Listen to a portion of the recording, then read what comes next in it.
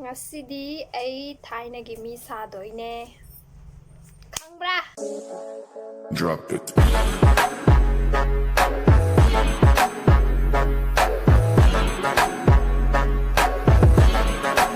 Ngasidi ay thainagi mi sage haidi 1960s, 70s, 80s ki matamgi mi sarake makeup na aduga hairstyle and then dressing na tawraga.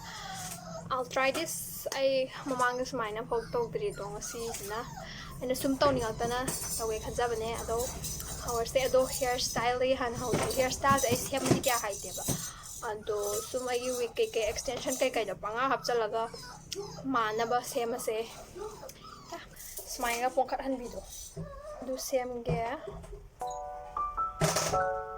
haibu haidori bu khang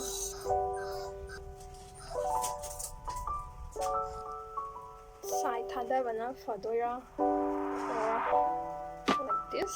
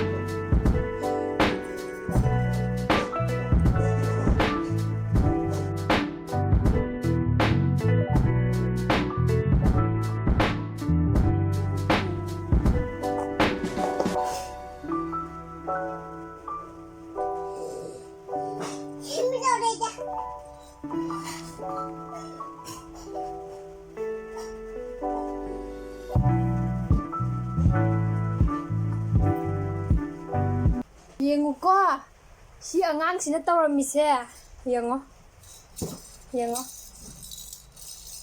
piro utke ba na tawrami ba thabak se kamaina thugai ba si kamaina thugai ba kaina sina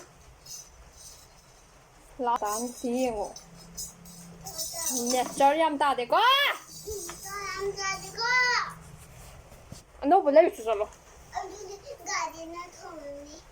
Kari? Ano juga ada na tumeli.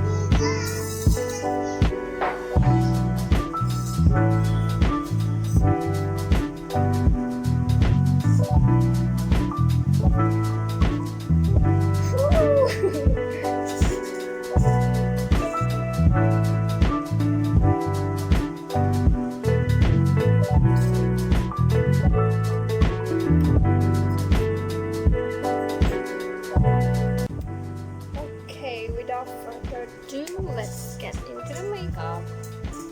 I nasitin na jersey Niveagi soft light moisturizer tropical fruit ne. Sistema na yam nungshi ba ne. Sina biyo yam sunungai ba ne.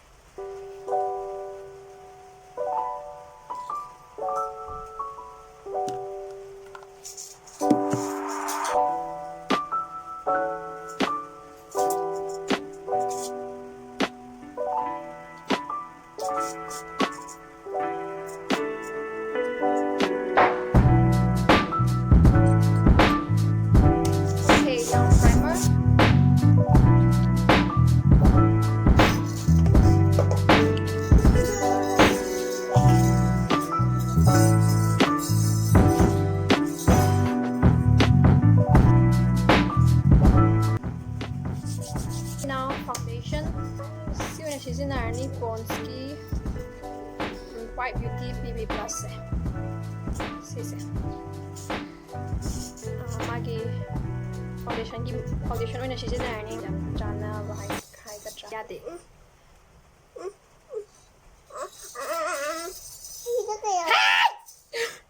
Asyik kaya ka. Sampai ada di. Hah? Sampai Mata api ke dumgi size ni, se dumgi size ta. Asyik jangan le. Apa tu bala pun di. Ya le se, chalo. Yo, yo deh. Kadi yaw da bala. Asyik yo deh. Yo deh. Sida itayo se. Ya le.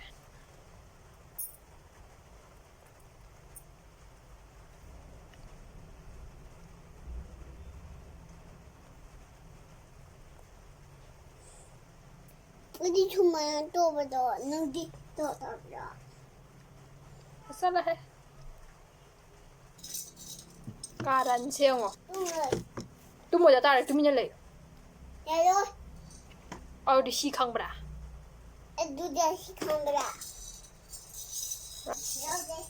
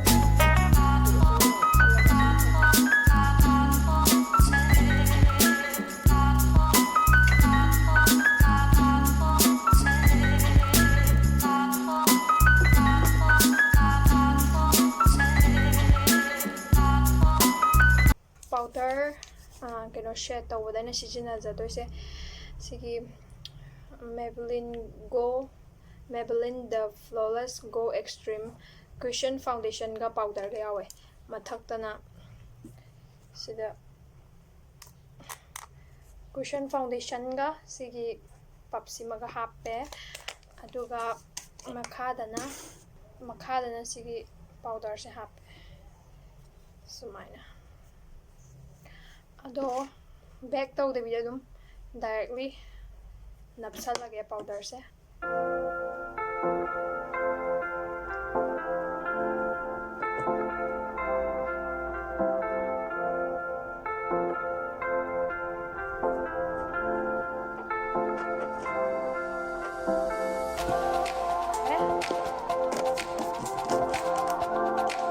now blush yam pink wa seasoning na mana pera chak tin na ma si han to thambi de mem ti ngo kai no ba sta bo ina kai no to do se yam rosy pink oi ba color ma khan ge see sma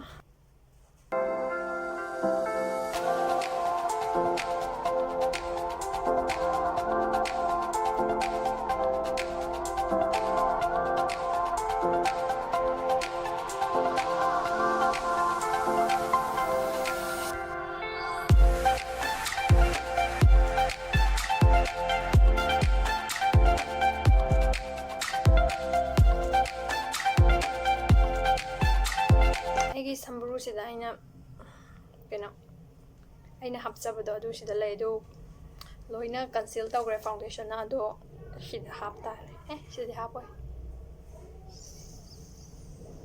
si dum haps loina foundation concealer ka kana loi mention gre adu duna eyeliner sina muk mathak te action ge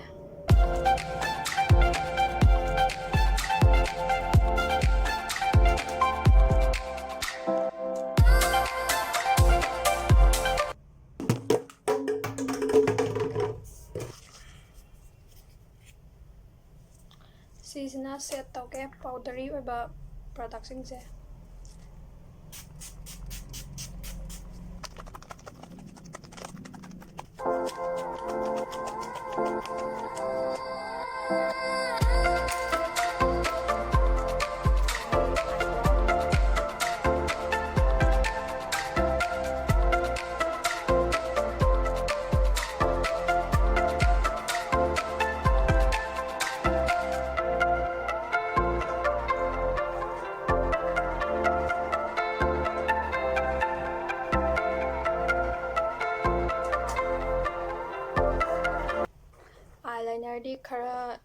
ꯑꯥꯏꯂꯥꯏꯅꯔꯗꯤ ꯈꯔ ꯍꯦꯟꯅ ꯁꯥꯡꯅ ꯌꯦꯛꯅꯕꯅꯤꯅ ꯑꯗꯨꯃꯥꯏꯅ ꯑꯣꯏꯅ ꯌꯦꯛꯀꯦ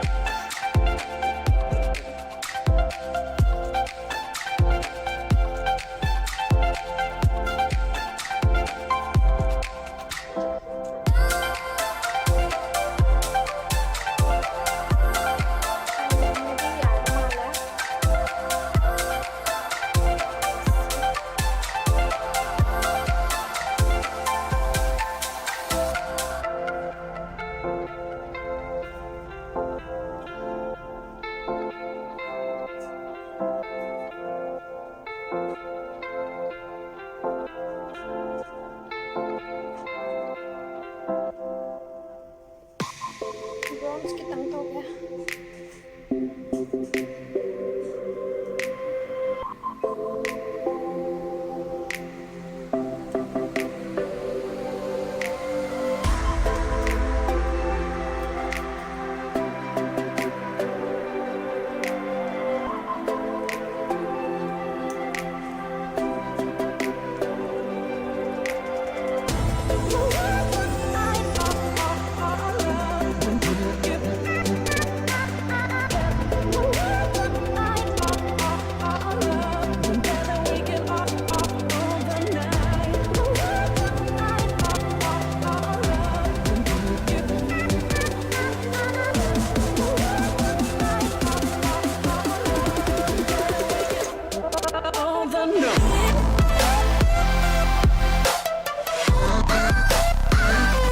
Together we can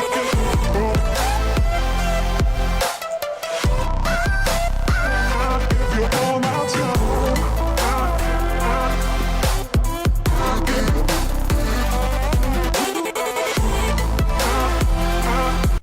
lipstick ꯑꯉꯥꯡꯕꯁꯦ ꯑꯩꯉꯣꯟꯗ ꯌꯥꯝ ꯄꯛꯇꯕꯅꯦ ꯍꯥꯏꯕ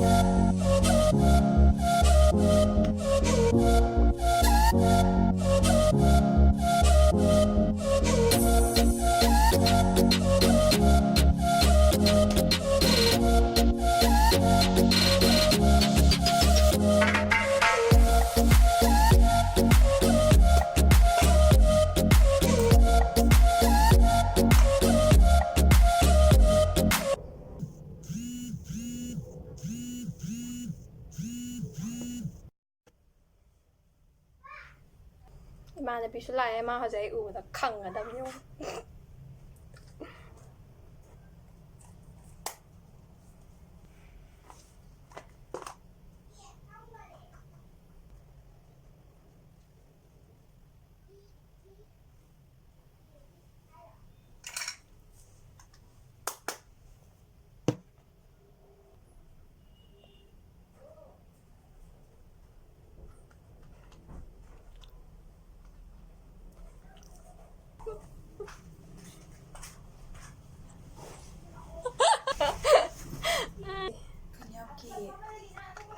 ꯅꯨꯄꯤ ꯁꯥꯟꯅꯩꯅꯤ ꯀꯩꯅꯣ ꯊꯥꯏꯅꯩ ꯅꯨꯄꯤ ꯁꯥꯏꯅꯤ ꯐꯨꯔꯤꯠ ꯂꯪꯕꯤꯒꯅꯤ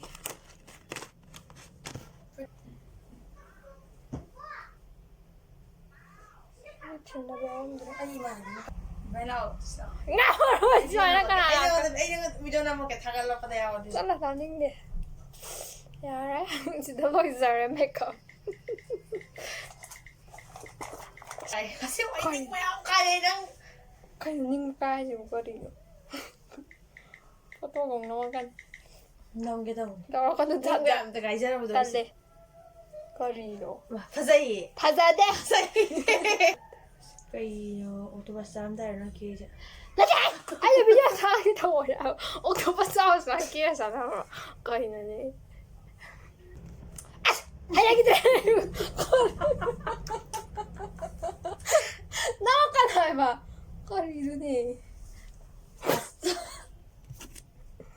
ꯍꯩꯃꯥ ꯐꯤꯂꯝ ꯁ꯭ꯇꯥꯏꯜꯗ ꯉꯥꯏꯈ꯭ꯔꯦ ꯑꯩꯁꯦ And I'm getting mighty tired of your trifling ways and of listening to that jackass bray.